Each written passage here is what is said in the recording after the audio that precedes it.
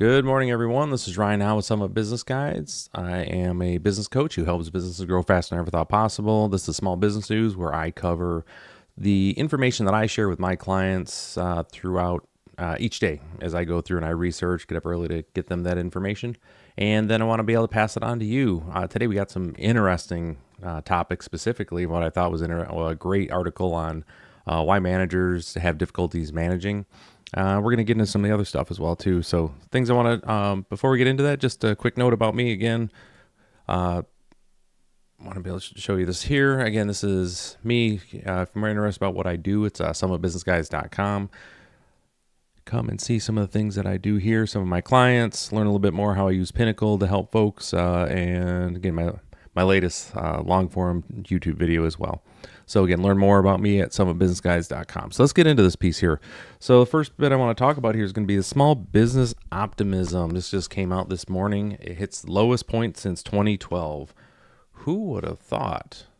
I mean, that's just crazy with the fuel prices. Again, fuel prices, and then also sales have kind of flatlined at the exact same time. Who would have thought that business owners would have, again, optimism would take a hit? So let's get into this. Small business owners are feeling more forlorn than they have in more than 10 years. Small Business Optimism Index from the National Federation of Independent Business dropped by 9/10 of a point in March to 88.5, the lowest since December 2012. This dip comes as owners facing numerous economic headwinds. Biggest contributor was an 8-point drop in sales expectation to a net negative 18%. That means the percentage of business owners who expected real sales volumes to be lower was 18 points greater than those unexpected to be higher. Overall, the top two, and this is the biggest piece here, the top two concerns for small business owners remained inflation and labor quality. But inflation pulled ahead in March. The labor market has improved for business owners, if slightly, as Dunkelberg, Fairly Odd Parents, right? Anyways, 25% of owners cited inflation as their top problem, while 18% cited labor quality. So, again, as we continue down this here, pretty short-lived article there, but I wanted to just bring that up to remind everybody that you are not alone in feeling those the inflation continuing to build. The commodities, the CRB index has gone up dramatically in the last 4 months. That's for all commodities. I think yesterday I got a note from Hedgeye. It's folks that I go with for some of my macro level economic information. Cocoa, just as an example, is up 236% year over year. That's insane. So everybody's getting hit. These input costs are continuing to go up. And just because inflation has, can stop necessarily rising at the same rate, just because the rate of change has slowed, it doesn't mean that it's still not going up. All right. So you're not alone on that. So with that, what should you be doing with that information? You should be consistently, just like they're doing, they mentioned here, they're looking about their sales and they're also looking at their costs. You should be looking at revisiting your 2024 forecast. Take a look for Q3, Q4, see if the numbers still make sense. If not, make adjustments now. Don't wait until it's too late. Okay, next piece that I want to get into was a note that brings up something that I had talked about with some of my clients before, is getting innovative in the benefits that you offer. So the article that came out here 2 days ago. Small businesses like restaurants and cafes are now offering childcare to prevent employee turnover. So let's get into this real quick here. Small businesses in the U.S. are starting to provide on-site childcare. It's no secret. Parents in the United States are struggling to find, afford, and retain childcare services. Parents in some states are spending on average $10,000 annually to send their kids to a childcare center or daycare. Other families have had to move across the country for more affordable options. U.S. ranks second highest among developed nations with soaring childcare costs. Those high costs mean some parents opt to stay home instead of working, a major problem for some small businesses. So what I want to bring up here is that's absolutely correct. This is a big part of what the cycle looks like. When childcare wasn't, and childcare didn't cost as much, and we didn't have inflation like it was. All of our input costs were lower.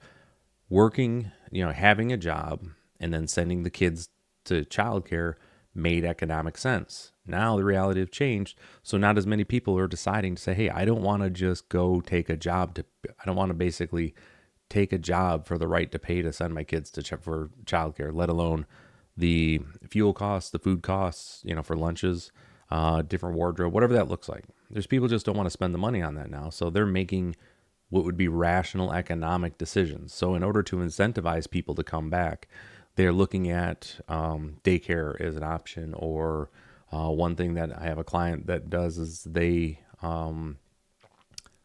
provide a pool of cash for urgent care visits. So, it's readily available for anyone that wants, their kid needs to go or they need to go to urgent care, rather than, worrying about the cash to have on hand. They simply just, they pay for it. Then they submit a receipt into the business owner. Then they're in their next paycheck, they get the cash back. So it's, it's one of those things to have. The thing I want to just keep in mind for everyone is that there's a delta, though, before you think about going down these benefits lines and pushing these out. The difference that you need to make in order to basically, in my state of Michigan, from basically, let's say $17 an hour for someone to come in and work, and then for them to go to childcare, and they have a kid, for them to return back to work to make that delta make sense, you have to get up to almost $28.50 an hour in total compensation to make that make sense for them to come back to work.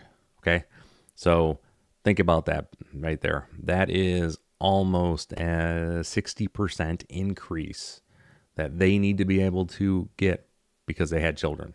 They have childcare costs. So before you look at finding all these different benefits as an option to entice people to come back to work, you need to understand it's going to cost you a bunch and cost you quite a bit.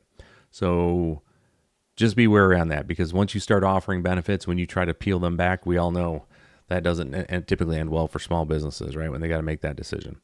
All right, next piece that came in here I thought was interesting. This is from April 5th. This is from Fast Company. The truth about brands and social movements, 4 takeaways and how brands can navigate minefield on social issues. This basically comes out of the, let's say, cancel culture is really what they're getting after here. And they've got some interesting notes here because people are realizing that it's not 2020 anymore. And the online Twitter sphere is not going to rule basically the purchasing habits, and also people aren't going to be quiet if they disagree. And each side of each movement has a certain amount of capital that they spend. So basically, long story short is, before you join a social movement from your business, you need to make sure that your clientele is basically your customer base is agreement. All right. Again, I just gotta say it's called the Bud Light effect. There's a lot of cancel culture going on, but Bud Light was one of the ones where with Dylan Mulvaney and that issue that occurred from a third-party marketer, what has basically lost, I think the last bit I saw was where Bud Light has lost 15% of its shelf space across basically U.S. retailers. Shelf space is a premium, so to lose 15% of it is pretty significant. So anyways, let's take a look at this here.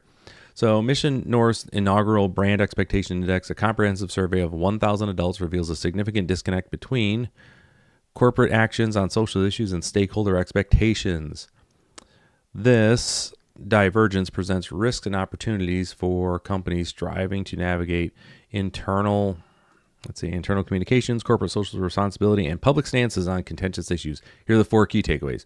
Selective engagement in social movements is key. Our findings indicate a clear public fatigue of brands extending their influence into areas far removed from their core business and employee interests. A minority of respondents, 39%, expect companies to take public stances, about the same as the number demanding bold actions on broader social issues. This suggests skepticism towards businesses that appear to overstep their bounds, and emphasizing the importance of restraint and relevance to their corporate social engagement. This is one just to keep in mind if you are in, again, just the example that I give. there's certain things that are perfectly fine for you to go into, which across the board, when you're talking about, one example we have is when they look at the core values of your company, make sure that they align and you can make them make sense to the stakeholders within your vision and the core values that you have within your company. If you're having to reach, expect there to be some sort of backlash because that delta analysis, that gap between the expectations from your customer base and all of a sudden bringing something out that doesn't even really align with your values isn't going to make sense to folks. All right. Got the wife running the vacuum. So in case you hear that, no worries. All right. Number 2, focus on core businesses and community.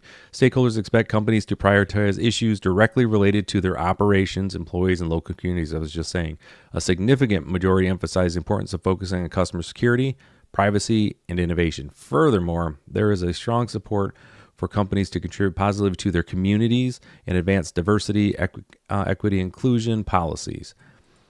This signals a clear directive for businesses to get their internals in fair and order before tackling broader societal changes.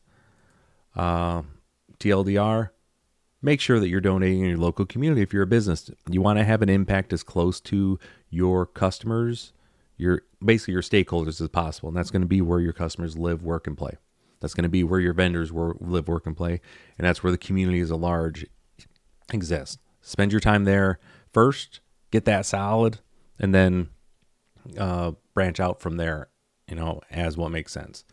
All right, permission to lead is a delicate balance. So study also highlights where companies have explicit permission or even expectation to lead. A substantial portion of respondents support brands challenging government misinformation and speaking out against legislation or regulations that are detrimental to their business.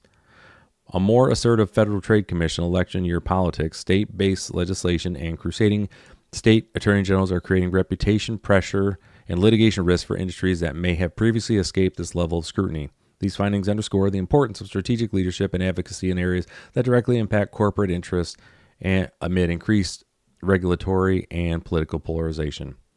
Again, same thing here. If there's something that's going to directly affect your ability to do business that's coming out of government and it's being done for political reasons, versus in the best interest of you and your stakeholders, they expect you to speak out. Great case in point here would be the NRA, right? Anything, NRA, Remington, anything on the gun lobby as a whole. If there's legislation going through, it's an expectation of the membership stakeholders that the NRA is going to speak out, that the firearms and the gun manufacturers, they speak out. All right. Because again, that's what their stakeholders expect. All right. Then last one here, just real quick, is that artificial intelligence presents a unique challenge with 47% more respondents viewing it as a harbinger of a more dangerous future rather than a beneficial movement. Public calls for a balanced approach to integrating AI. So nothing new there, but the biggest piece on here, and again, the recommendation I have for all my clients when it comes to how they want to engage in, when it comes to social engagement or involvement, with movements per se, start local, be local, take care of things that are locally, that will take care of your local stakeholders and commuters. Focus there. And then if you branch out from there, once that foundation is set and you've built up enough goodwill, as long as what you want to do aligns with your core values, and when people look at it, says that makes sense to us, then you are in line with that. If you want to do something that is outside of what your core values are, understand that is going to cause an issue. That is going to be a problem at some point. So, all right, let's get into the next piece here. Last one is going to be, which I was laughing about earlier here, was, come here, click over. There we go. The real reason, again, from Fast Company, again, links to all of the articles that I'm talking about here, they are listed in the description. So please make sure you check them out. All right. So the real reason why so many managers don't know how to manage, and it really comes down to this piece here. one of the most universal problems with work is bad bosses. Part of the reason is so many people end up with terrible managers is that as a society we associate personality characteristics like charisma to mean someone has a strong leadership skills instead it's a side of narcissism. When I talk with young managers about this, one of the things that I bring up is that let me pause this real quick. One of the things that I let them know is that charisma is not, it's meant to be for short gains, i.e. you have to back up any goodwill that you are able to garner with charisma very quickly. Otherwise, it rings pretty hollow.